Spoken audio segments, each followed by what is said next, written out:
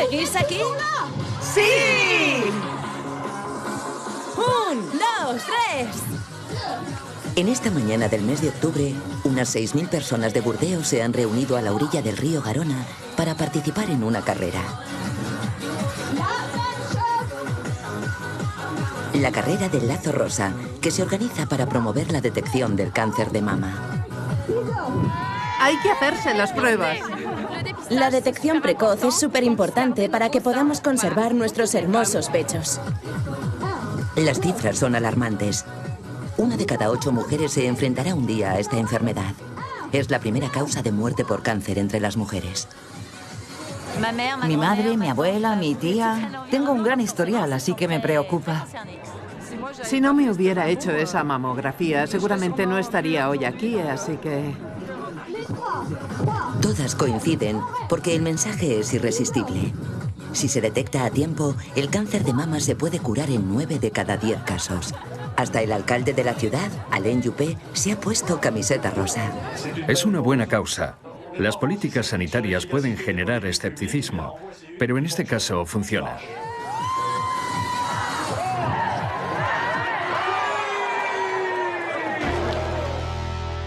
Pero, ¿y si estos miles de personas no estuvieran corriendo en la dirección adecuada? De unos años a esta parte, los médicos, los investigadores y los epidemiólogos están elaborando nuevos estudios que cuestionan los programas de detección precoz. Su labor está revolucionando la propia definición del cáncer y abriendo la vía a nuevos protocolos de investigación. La utilidad global de las mamografías es muy negativa. Es una intervención dañina porque no presenta ningún beneficio, pero sí muchos inconvenientes.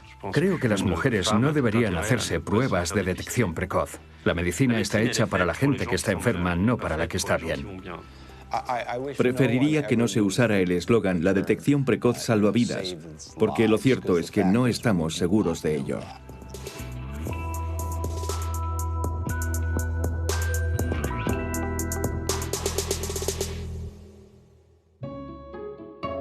Durante mucho tiempo di por hecho que la detección precoz era una buena causa. Hasta el día en el que unas mamografías de mi madre desvelaron una serie de anomalías. De un día para otro, pasó de gozar de buena salud a enfrentarse a los médicos y al miedo al cáncer.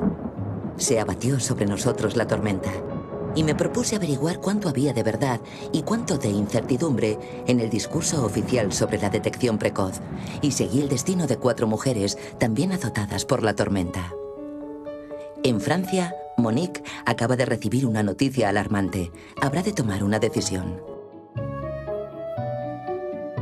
Frente al mismo dilema, en Canadá, Patricia ha tomado una decisión radical.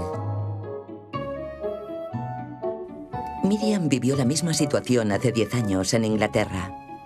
Hoy lamenta todo lo que sucedió.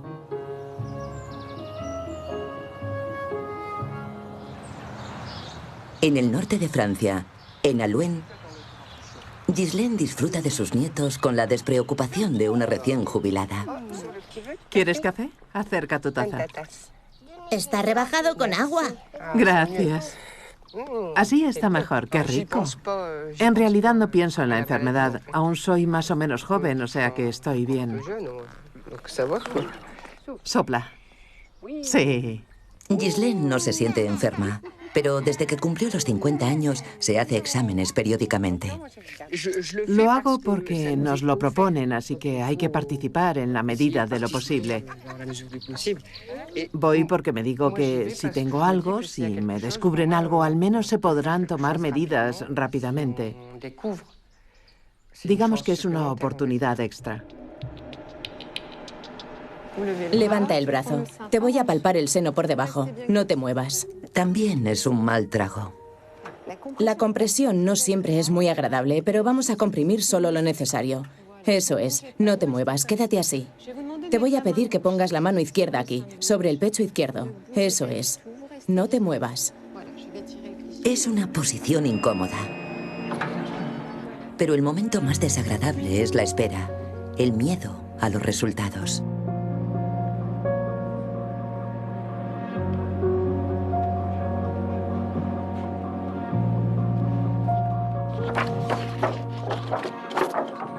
En la consulta de al lado, el radiólogo Vincent Loisel está concentrado. Interpretar una mamografía de una mujer que no presenta ningún síntoma aparente requiere mucha experiencia. No siempre es fácil de ver. Lo que hay que investigar para detectar una anomalía es una imagen blanca anormal en una zona donde no debería estar. Por ejemplo, aquí, en la periferia. O aquí, más en profundidad, en la llamada grasa prepectoral. Con la detección precoz nace una nueva clasificación. ACR1 y 2. No hay nada sospechoso. ACR3. Las anomalías, como esta manchita blanca, habrán de ser supervisadas. ACR4. Cabe sospechar un cáncer. ACR5. No cabe la menor duda. En el lado izquierdo hay una tumefacción muy importante. Es lo que se conoce como nódulo. El objetivo de la detección es comprobar que no existen anomalías como esta. Los tumores de gran tamaño dan miedo. Y con razón. Durante mucho tiempo el cáncer de mama fue incurable. Es el primer cáncer conocido y es muy reconocible, ya que el tumor carcome el pecho como si de un cangrejo se tratase. De hecho, la enfermedad le debe su nombre a esta imagen. Durante mucho tiempo, el único tratamiento conocido consistió en la extirpación de los pechos o mastectomía. En el siglo XIX va ganando terreno la convicción de que la operación es más eficaz si el tumor es pequeño. La supervivencia de la paciente depende del estadio en el que se encuentra cuando acude a la consulta. Al menos una tercera parte de las personas que mueren de cáncer se podrían salvar si se las tratase a tiempo. Tras la Segunda Guerra Mundial, una gran campaña invita a las mujeres a acudir al médico desde los primeros síntomas. El cáncer es un enemigo y como tal hay que combatirlo. Y ahora contamos con un arma para librar la batalla: la radiografía. Permite detectar el cáncer antes incluso de que aparezca un tumor palpable. Surge así la idea de proponer a todas las mujeres una mamografía sistemática, sea cual sea su estado de salud. De esta forma disminuiría la mortalidad. Para demostrarlo, se llevó a cabo una serie de experimentos en los años 70.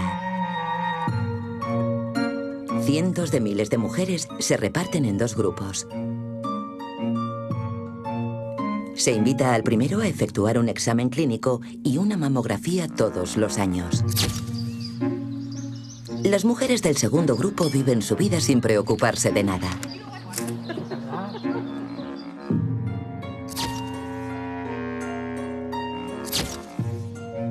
El experimento duró 10 años. Al final, se contabilizó el número de cánceres de mama en los dos grupos y el número de muertes por cáncer de mama. En el grupo que no efectuó la detección precoz, hubo un 30% más de muertes.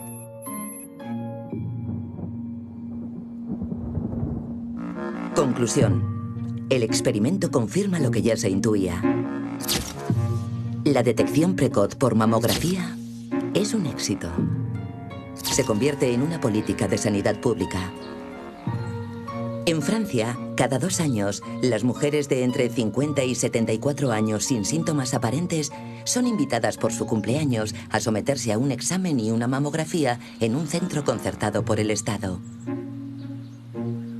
Ciertos ginecólogos se adelantan incluso a esta política y se lo proponen a sus pacientes desde los 40 años. Buenos días. Hola. Soy el doctor Loisel. Encantado. Quiero decirte que tus resultados son normales. No he visto ninguna anomalía. En el 93% de los casos, la mamografía y la prueba de detección no revelan nada sospechoso. Nada de lo que preocuparse. Siempre te entra un poco de aprensión, pero bueno, hay que hacerlo. Así, si te encuentran algo, te pueden tratar enseguida.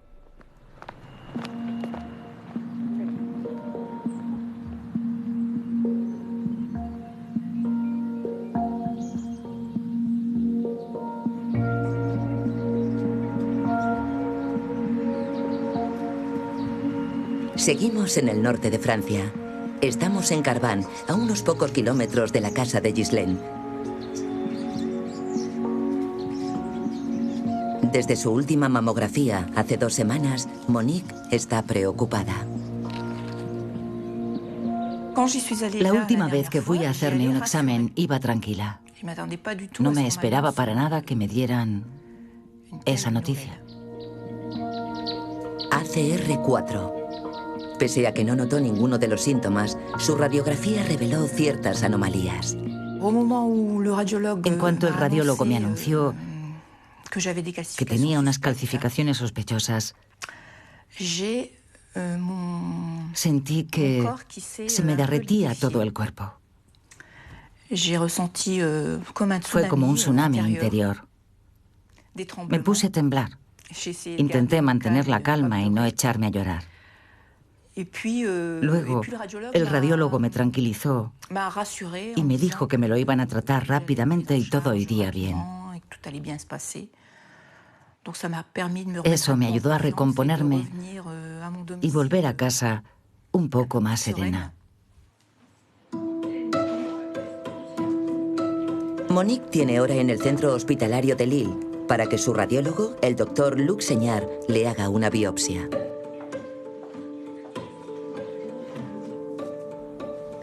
Ahora está en la categoría de las pacientes.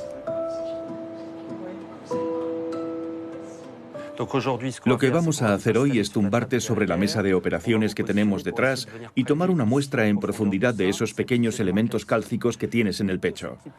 Todos esos puntitos blancos son depósitos de calcio, solo se perciben en las mamografías, no se ven a simple vista. Ahora mismo no sabemos qué son exactamente, así que nuestro objetivo es tomar una muestra para analizarla con el microscopio y descartar que sean células cancerosas o precancerosas. Va a tumbarse boca abajo en la mesa y tiene que colocar el pecho en el agujero. Las microcalcificaciones no forman un tumor sólido. Para extraer una muestra, el radiólogo practica una macrobiopsia con una aguja muy ancha que le dejará un hematoma. Es imprescindible una anestesia local. La biopsia no es un acto anodino. Pase lo que pase a continuación, la propia biopsia ya es un gesto agresivo. ¿Te duele? ¿Te duele? Sí. A algunas pacientes hay que anestesiarlas un poco más. Monique? ¿Estás mareada? ¿Estás bien? ¿Me ves? ¿Estás bien o no? ¿Estás bien? Hola, ¿me ves? ¿Sí? No se encuentra bien.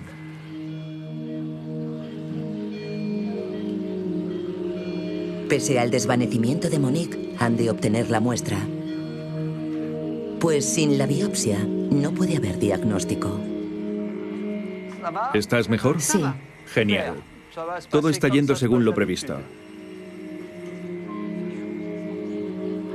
Las lesiones de Monique, detectadas casi por casualidad, son tan solo una señal de alarma. Nadie muere por un cáncer localizado dentro del seno. Se puede morir por las células que se extienden por el resto del cuerpo y forman metástasis. Es lo que mata a las pacientes. Por tanto, la idea es encontrar las lesiones cuando aún son pequeñas, con la esperanza de que no lleguen nunca a formar metástasis y que las pacientes no se vean obligadas a someterse a otros tratamientos más agresivos, como la tan temida quimioterapia. Así que nuestro objetivo es encontrar el cáncer antes de que se extienda fuera del pecho. En el caso de Monique, estamos en una situación ideal. Ella no se nota nada al tacto, pero si hubiera esperado hasta notar un bulto, probablemente estaríamos en un estadio más avanzado de la enfermedad.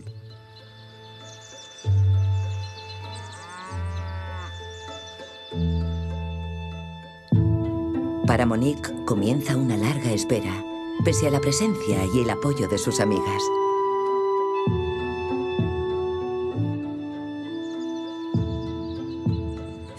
Este sitio debería estar cubierto por la Seguridad Social. No estaría mal. Voy a enviar una solicitud. La perspectiva de la enfermedad se ha impuesto. El miedo al cáncer se ha colado brutalmente en su día a día.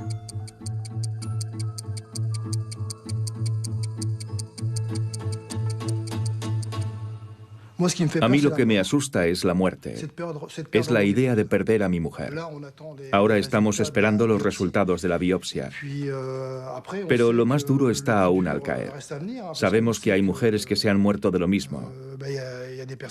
No es una enfermedad anodina.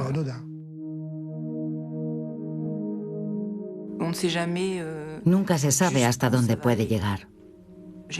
Tengo una hermana a la que le descubrieron un cáncer en un estadio muy avanzado. Así que conozco demasiado bien ese proceso. Y eso es lo que más miedo me da. El deterioro físico, la pérdida de peso, la pérdida de pelo. Y todos esos protocolos medicamentosos que te agotan y te destruyen por dentro.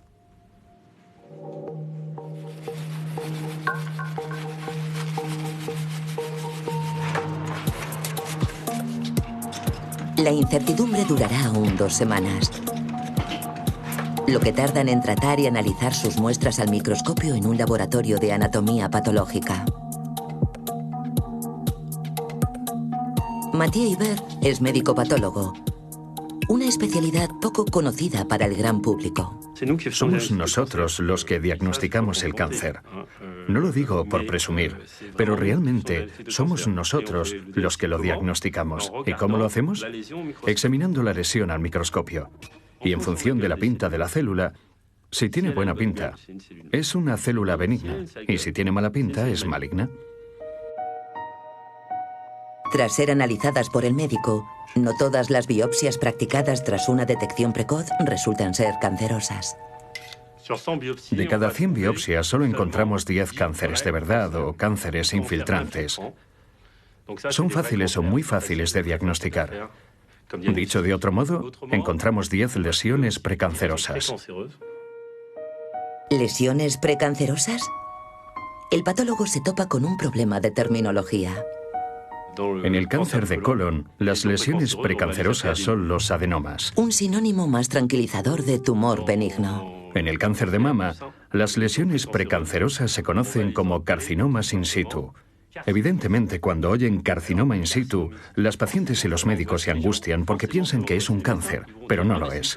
Es una lesión precancerosa que aumenta el riesgo de tener un cáncer, pero que no degenera necesariamente en cáncer. Y eso genera aún mucha confusión, tanto entre los médicos como entre las pacientes. Hoy se trata ese riesgo de cáncer como si fuese un cáncer. Si le dices que es benigno, la paciente se va a su casa. Pero si le dices carcinoma o carcinoma in situ, es probable que se quiera operar. Yo le doy muchas vueltas y me pone muy incómodo. No me siento cómodo con la detección precoz. Francamente, me gustaría que se dejara de hacer. Mathieu Ibert es uno de los pocos patólogos que nos han hecho partícipes de sus dudas. En el marco de la detección precoz, el diagnóstico depende de una definición ambigua de la enfermedad. Sin embargo, llamar cáncer a una lesión precancerosa tiene consecuencias inmediatas en la vida de las mujeres. A pesar de que gozan de buena salud, se las trata como enfermas. Descubren el hospital, los medicamentos y los tratamientos agresivos. El 60% de las enfermas de cáncer padece una disminución de sus ingresos y deja de trabajar. Conseguir un préstamo se convierte en todo un calvario. La incertidumbre tarda mucho en desvanecerse. El 25% de las pacientes entra en depresión.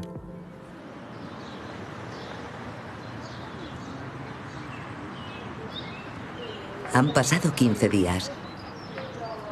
Monique vuelve al hospital para recibir los resultados de su biopsia. Bueno, pues sí, tengo tus resultados. Hay células cancerosas. Es un cáncer de mama, que es como consideramos aquí en el centro a las lesiones precancerosas. Si nos quedamos en este estadio, es decir, in situ, quiere decir que está localizado en los canales. Y si no sale de los canales, en principio no ha atacado los ganglios ni se ha extendido a otras partes. Lo que quiere decir que es una enfermedad local del pecho. Claro que a partir de aquí hay que pasar por todas las etapas del tratamiento. Y es difícil.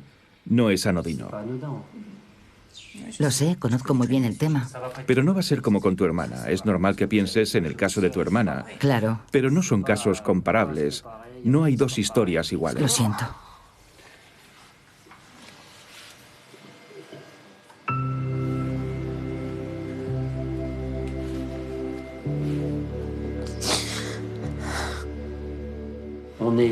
Estamos en un estadio muy precoz. Dentro de lo que cabe, es el mejor escenario posible, pero tenemos que tratarte. Sé que estarás de acuerdo conmigo.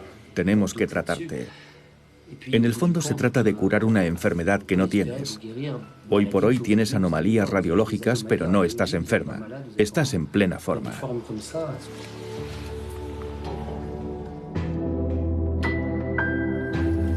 ¿Cáncer o precáncer? En medio de la confusión, Monique solo tiene oídos para la noticia de la enfermedad. Hay un antes y un después de la noticia. Antes de enterarte, llevas una vida ordinaria, con tu rutina diaria, y después tienes que seguir con tu rutina, pero sabiendo que tienes una enfermedad mortal. Inevitablemente, eso lo cambia todo. Creo que dejas de ver las cosas de la misma forma. Me apetecería gastarme todo el dinero que he ahorrado porque ya no voy a poder disfrutarlo.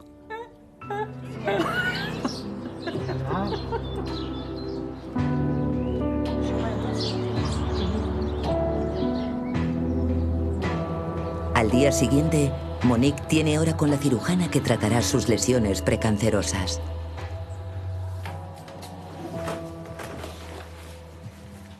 ¿Cuál es tu talla de sujetador?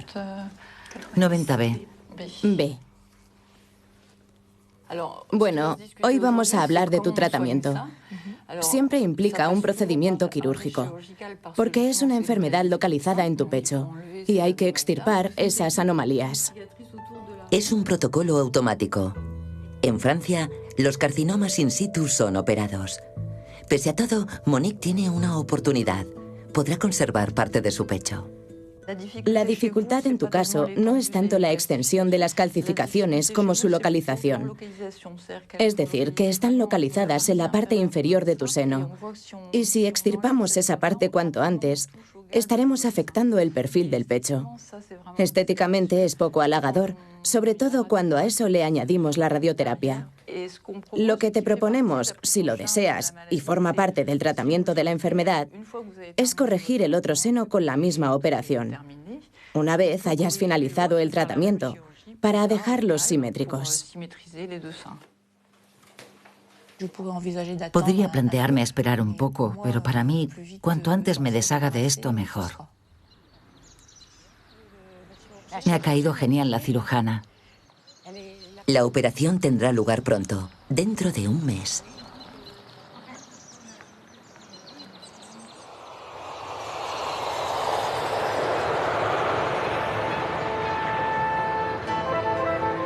Al otro lado del Atlántico, en Toronto, Canadá, Patricia también se enfrentó a un diagnóstico similar.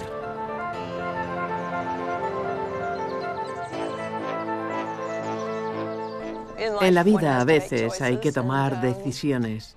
Siempre hay dos opciones. Yo escogí un camino minoritario en vez del camino más habitual. Los médicos me decían que era un callejón sin salida, pero a mí me dio buen resultado y nunca me he arrepentido. En 2005, tras una mamografía de detección y una biopsia, su cirujano le anunció que tenía lesiones precancerosas, como Monique. Me dijo que me habían encontrado un carcinoma ductal in situ, que la muestra que me habían tomado mostraba que tenía un carcinoma ductal in situ y que había que extirparlo. Me dijo, tenemos que extirparlo. Y yo le dije, vale, pero ¿qué probabilidades hay de que se convierta en un cáncer? Me contestó que un 30%, así que le dije, no sé, tampoco está tan mal. Me miró raro y le dije, quiero una segunda opinión. Estaba convencida de que no quería convertirme en una paciente. No paraba de repetírmelo, no estoy enferma, no quiero que me conviertan en una enferma. En contra de la opinión de varios médicos, Patricia se negó a someterse a la operación. Esta enfermera rebelde, que por aquel entonces tenía 66 años, asumió el riesgo de vivir con lesiones precancerosas en un pecho. Es la misma fuerza para decir no, la misma libertad de espíritu que la llevaron hace unos años a embarcarse con su marido a bordo de un velero. Creo que el hecho de navegar por el mundo nos ha aislado de la vida de la gente corriente, de la vida social normal. Creo que nos ha hecho más independientes y nos ha dado fuerzas para ser nosotros mismos. Cuando estás en el océano solo puedes contar contigo mismo, con tu forma de lidiar con la situación y los elementos. Como dice mi marido siempre, no hay discusiones que valgan con la madre naturaleza. Haces lo que tengas que hacer para capear el temporal o la tormenta o lo que sea. Nadie va a ir a rescatarte. Pero Patricia no dejó su destino en manos de la providencia. Navegó por internet, leyó estudios y se puso en contacto con investigadores. Las mujeres de este grupo no se han sometido al examen de detección. Al margen de sus médicos, se ha forjado su propia opinión. Eso sí, se ha impuesto un límite.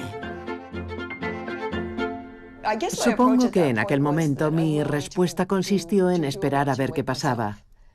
Por supuesto, si me hubiera encontrado un bulto en el pecho, habría ido directa a que me lo miraran. Y si hubiera sido un cáncer, evidentemente habría seguido el tratamiento. Pero tenía la impresión de que el carcinoma ductal in situ no era un cáncer, sino un precáncer. Son solo unas células que empiezan a mutar. Y al parecer, por lo que había estado leyendo, ese proceso celular puede detenerse. Durante varios años, Patricia vive sin preocuparse por su carcinoma in situ. Hace 3 años mi médico de familia me convenció para hacerme otra biopsia. Así que fui a que me hicieran la biopsia y dio negativo. No encontraron ningún carcinoma in situ. Sus lesiones precancerosas desaparecieron espontáneamente. ¿Será Patricia la excepción que confirma la regla?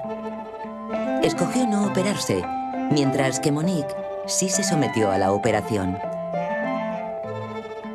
Así pues, ¿es urgente realizar el diagnóstico precoz? ¿Tiene un efecto sobre la tasa de mortalidad? En los 4 rincones del mundo hay investigadores que tratan de responder esta pregunta. Los epidemiólogos han acometido el problema. Estos médicos no tratan a ningún paciente, solo procesan cifras. Philippe Autier está convencido de la eficacia de la detección precoz.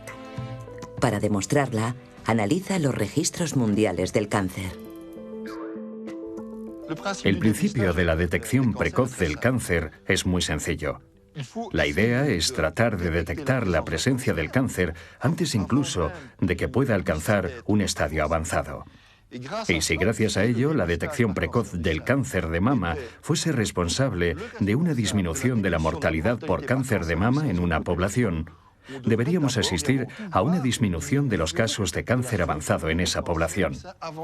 Es la condición sine qua non de la eficacia de la detección precoz en una población.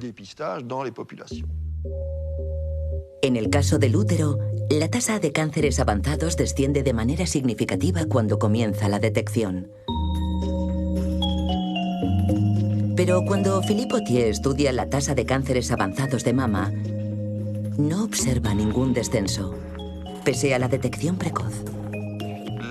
Y para nuestra sorpresa vimos que no había variaciones.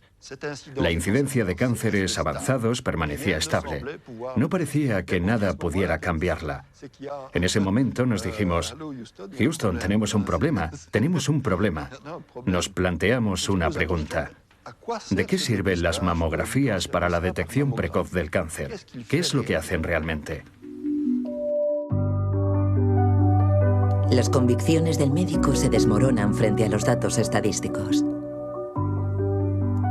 En Francia, las cifras han llamado la atención de otro epidemiólogo, Bernard Junot. Ha contado y vuelto a contar todas las muertes. su conclusión es implacable. Pese a la detección precoz, la mortalidad no desciende. En 1980 morían 8.500 mujeres de cáncer de mama en Francia. En 2012, 8 años después de implantarse la detección organizada, las muertes ascienden a 11.800. Es un aumento superior al crecimiento natural de la población. Pero en el INCA, el Instituto Nacional Francés del Cáncer, Jérôme Buguier cuestiona esas cifras. La mortalidad por cáncer de mama en nuestro país está disminuyendo. No se pueden comparar las cifras sin tener en cuenta la evolución de la población. En Francia la población está envejeciendo, gozamos de buena salud durante más tiempo, así que tenemos más tiempo de contraer enfermedades. Y como las mujeres son más longevas, se crean las condiciones para que el cáncer de mama sea cada vez más importante. Por lo tanto, a medida que pasan los años, puede que la cifra absoluta no disminuya y, sin embargo, la mortalidad por cáncer de mama desciende considerablemente en nuestro país. Para el INCA solo cuenta una estadística: el descenso de la tasa de mortalidad. Desde hace 30 años, el número de cánceres se ha duplicado, mientras que el número de muertes permanece estable. Por lo tanto, se han salvado más mujeres. Según ellos, esto se debería a la detección precoz y las mejoras en los tratamientos. Pero hay otra explicación posible. Y pasa por examinar el cáncer desde un nuevo ángulo.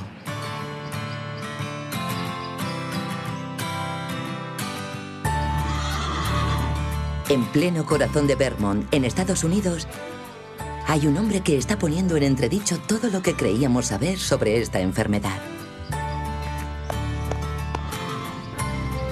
¿Cómo estás?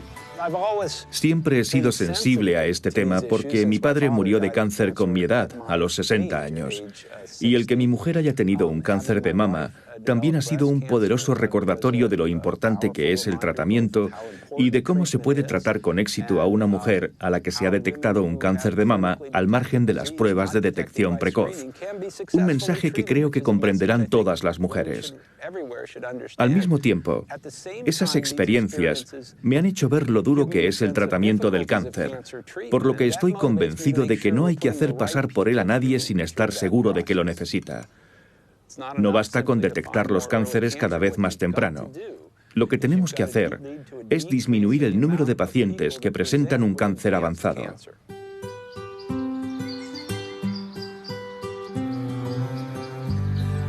Gilbert Welch es médico y profesor en la Universidad de Dartmouth.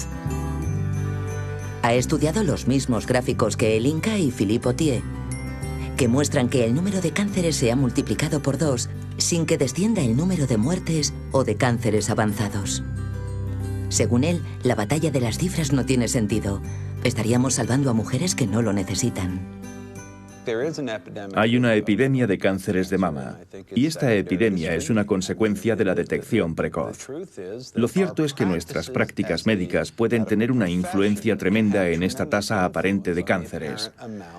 Irónicamente, cuanto más buscas los cánceres, más probable es que te encuentres con una epidemia.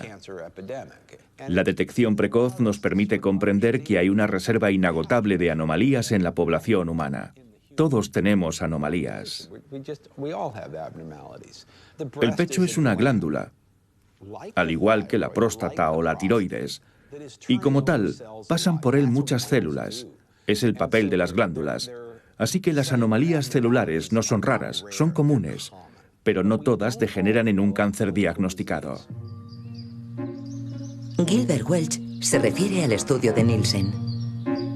En los años 80, en Copenhague, la patóloga Maya Nielsen tiene una idea: autopsiar los pechos de un centenar de mujeres sin cáncer de mama diagnosticado. Todas tienen algo en común: murieron de muerte violenta o en un accidente.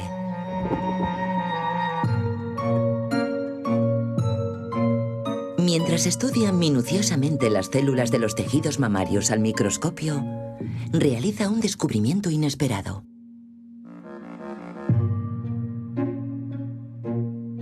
En su grupo de mujeres muertas, La patóloga pensaba que hallaría un 6% de cánceres de mama, que es la tasa normal en la población.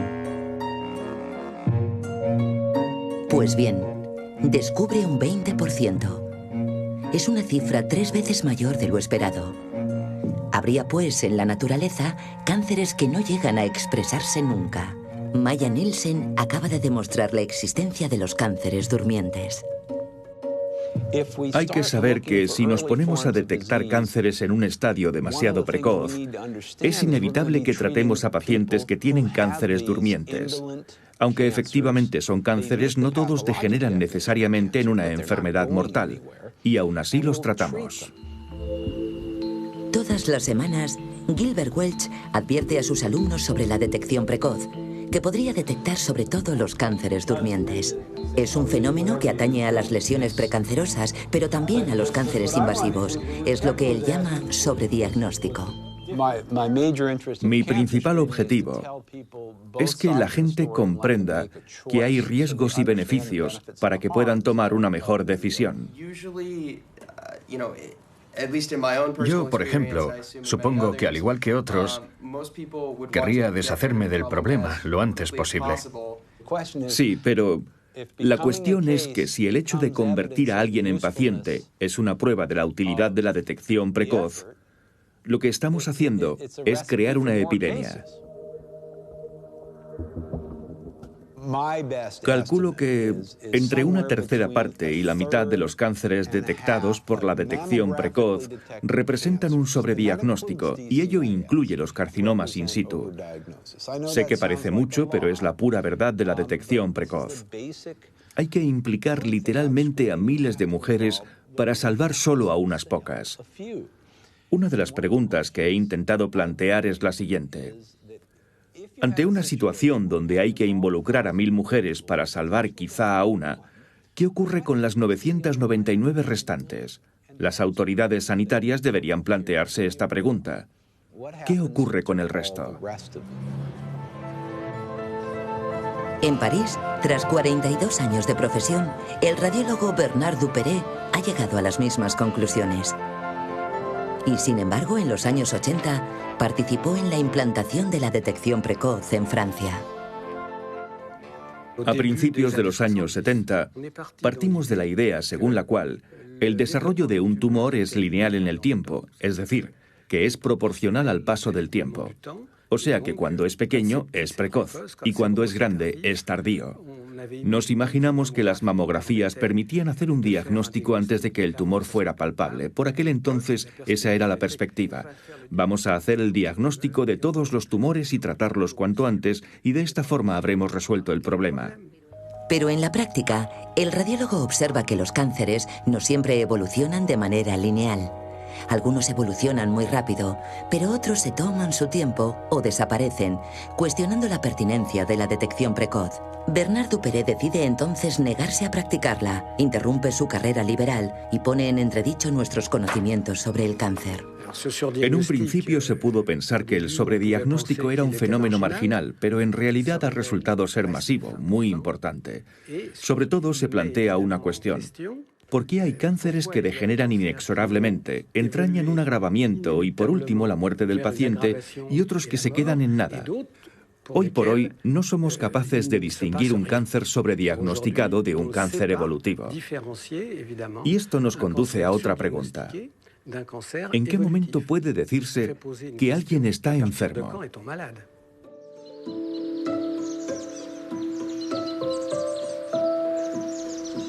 Actualmente la respuesta consiste en diagnosticar lo antes posible y tratar tanto los precánceres como los cánceres como si ambos fueran a degenerar en una enfermedad mortal.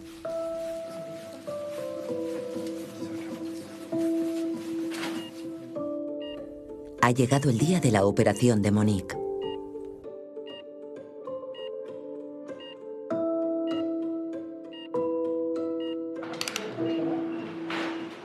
Monique tiene lesiones in situ de grado alto, es decir, del estadio que se considera precursor de un cáncer invasivo. La detección precoz ha cumplido su misión, poniendo de manifiesto las lesiones en ese estadio. Así que podremos operarla en las mejores condiciones y brindarle un tratamiento que será muy eficaz. ¿Lo haces a menudo? La operación dura 1 hora, bajo anestesia. Monique podrá volver a casa esta misma noche. La cirujana Marie-Pierre Chauvet realiza más de 250 operaciones al año. Sabemos que estamos sobretratando a unas cuantas pacientes que tienen lesiones poco evolutivas que no entrañarían necesariamente la muerte de la paciente. Todo lo que hacemos tiene sus inconvenientes en general y vivimos en una sociedad en la que nunca se nos echará en cara el hacer demasiado, pero sí el no haber hecho lo suficiente. Es un poco el precio de la detección precoz.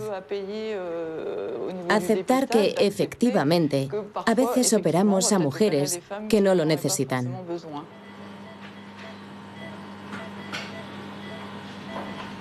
Como paciente, ¿cómo sabe una si le han salvado la vida o la han operado para nada?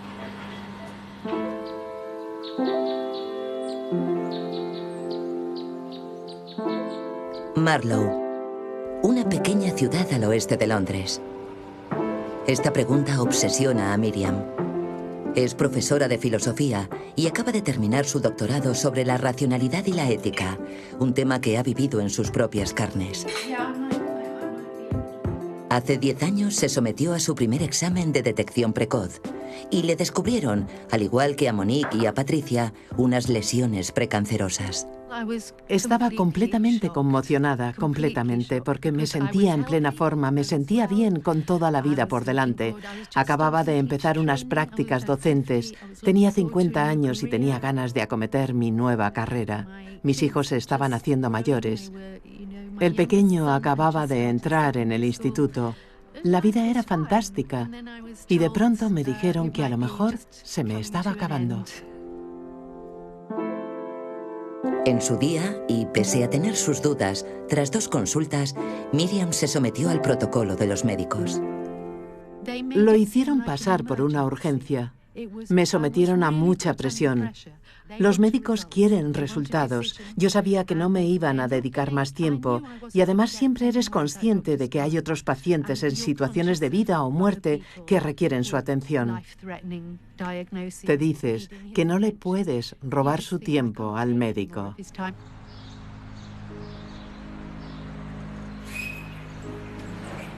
Así que te ves sometida a una gran presión. Pero en realidad no hacía falta. Podría haberme ido a casa diciendo tengo que informarme.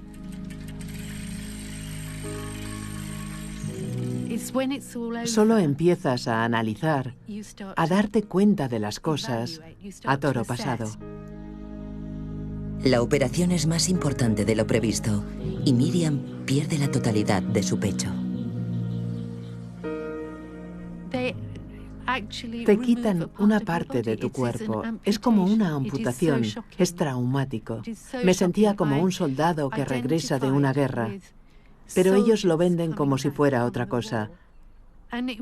Te tratan como si estuvieras yendo al dentista. Venga, la siguiente. No quieren que hagas preguntas. Pero yo sí me las hago. Hoy relee toda su historia a la luz de la duda y trata de advertir públicamente a las demás mujeres.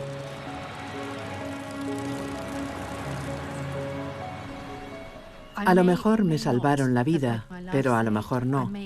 A lo mejor me tenía que operar, pero a lo mejor no. No tengo forma de saberlo y a nadie le pareció importante comentármelo a mí. Habrá quien se crea que solo estoy hablando por mí y que lo que estoy diciendo es que en mi caso la detección precoz no funcionó, pero que a otras mujeres les podría funcionar. Pues no, no es verdad. Nadie sabe si la detección precoz funciona. Me siento traicionada por todas y cada una de las personas con las que hablé y que no fueron capaces de contarme lo que sabían. Me traicionaron.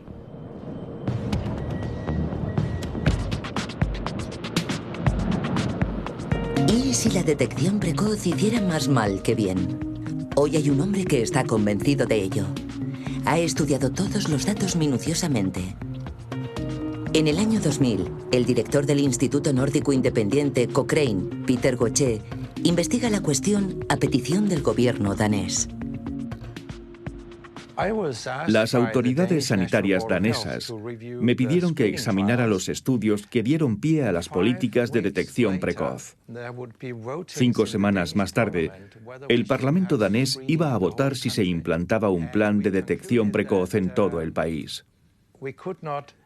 Y llegamos a la conclusión de que no era imposible que la detección precoz hiciera más daño que beneficio. Pero las autoridades sanitarias no transmitieron nunca ese informe al Ministerio de Sanidad. Se lo ocultaron antes de la votación. Entonces comprendí que estaba pasando algo turbio. Indignado, el biólogo Peter Gauthier, especialista en medicina interna y estadísticas, libra una lucha para dar la voz de alarma. Sus estudios son publicados en 2 prestigiosas revistas, el Lancet y el New England Journal of Medicine, y hacen mucho ruido. El New York Times y Le Monde los llevaron en sus portadas. Por primera vez, alguien contabilizaba los efectos nefastos del sobrediagnóstico. Sin las pruebas de detección no se produciría el sobrediagnóstico. Las mujeres sobrediagnosticadas no están enfermas. Y cuando se trata a una mujer que no está enferma a base de radioterapia, por ejemplo, algunas mueren porque la radioterapia provoca enfermedades cardíacas, cáncer de pulmón y otros tipos de cáncer. Y el número de mujeres sanas muertas por culpa de tratamientos a los que no hubieran debido someterse es por lo menos igual al número de mujeres que se han salvado gracias a la detección precoz. Por lo tanto, tengo claro que la detección precoz no presenta ningún beneficio para la supervivencia de la paciente. Al contrario, es absolutamente nociva. No tiene ningún beneficio. Ninguno. Peter Gauthier vuelve a analizar en detalle los primeros estudios.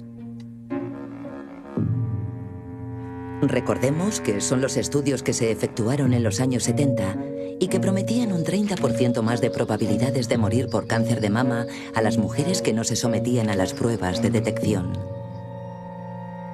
Pues bien, según él, esos estudios encierran una serie de irregularidades. Primer sesgo. Si nos fijamos bien, algunas mujeres han sido excluidas del grupo de las que se sometieron a las pruebas de detección precoz porque tenían antecedentes de cáncer de mama. Sin embargo, no se ha hecho esa misma criba entre las que no se sometieron a la prueba de detección. Naturalmente, ello aumenta la tasa de mortalidad de este último grupo. Segundo defecto. A veces las causas de defunción son difíciles de determinar. En el grupo que no realiza las pruebas de detección precoz, se han transformado los casos dudosos en muertes por cáncer de mama, lo que también aumenta su tasa de mortalidad. Por fin, la tercera irregularidad. En el estudio más favorable a las pruebas de detección, el director de los experimentos poseía, en aquel entonces, una empresa privada vinculada a las mamografías. Y todos los programas públicos de detección precoz organizada se han implantado en base a esos estudios. Hay grandes intereses económicos detrás de las mamografías. En Estados Unidos es un negocio que mueve miles de millones de dólares. Y en muchos países hay programas de detección organizados por el Estado. Y siempre es muy difícil interrumpir un programa de salud pública, porque para interrumpirlo, los políticos tendrían que admitir que se habían equivocado. Y es muy poco habitual que los políticos admitan que han cometido un error. Nos pusimos en contacto con el Ministerio de Sanidad de Francia y no encontraron un hueco para contestarnos. Pero, ¿qué opinan de la detección precoz en la sede de la Alta Autoridad de la Salud, el organismo encargado de evaluar el interés de las políticas de salud pública en Francia?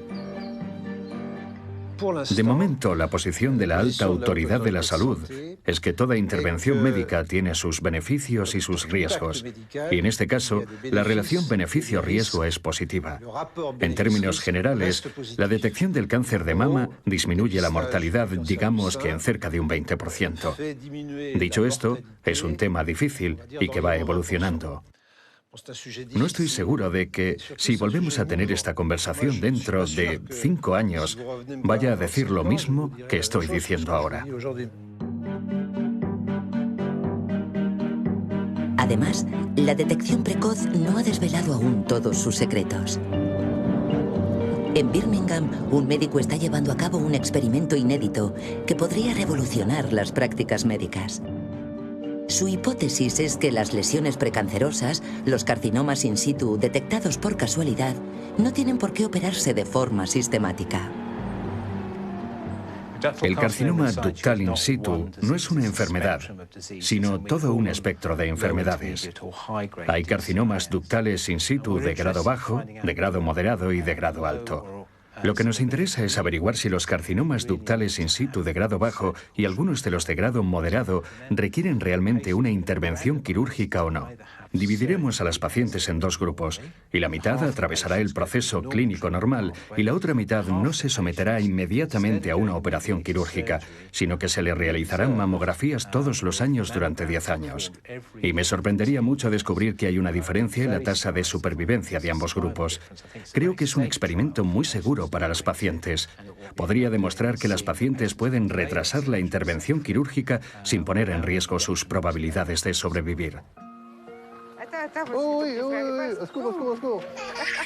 Los primeros resultados se publicarán dentro de 15 años. Entre tanto, Ghislaine sigue disfrutando de sus nietos entre examen y examen. Monique, por su parte, se ha sometido a una segunda operación en el mismo pecho y a 35 sesiones de radioterapia. Nadie puede afirmar que se ha salvado gracias a los exámenes de detección y las operaciones subsiguientes, pero ella se siente más tranquila. Miriam nunca sabrá si fue víctima de un sobrediagnóstico, pero sigue librando su combate para que las mujeres reciban la información necesaria para disponer de su libre albedrío. Patricia se dispone a embarcarse de nuevo, confortada por los estudios científicos y la biopsia. Sus lesiones precancerosas han desaparecido.